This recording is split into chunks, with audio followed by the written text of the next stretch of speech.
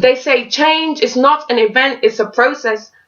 But sometimes an event can really lead to a change you never thought you'd be processing before.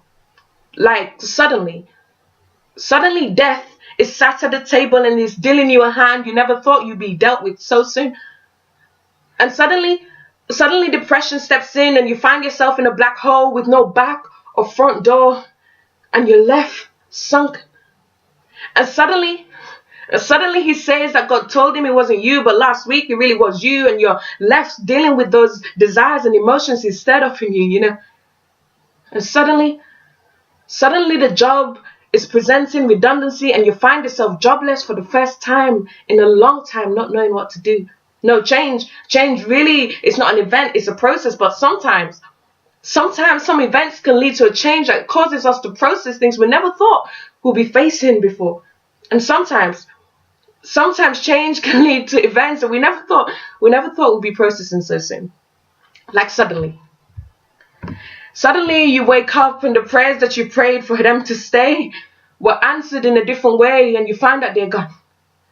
And suddenly there is doubt living in spaces where faith used to make changes, and unbelief starts to come. And suddenly you find yourself trying to fit in, presenting a picture of the Christian, but struggling deep within. And suddenly you find yourself wanting to miss the Sunday. You said you'll go, but you go next week maybe. And you really don't know what's happening. They say change is not an event, it's a process.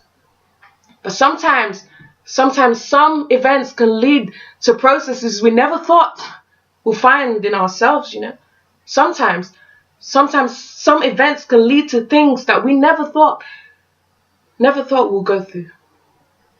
And in those moments when the unpredictable happen,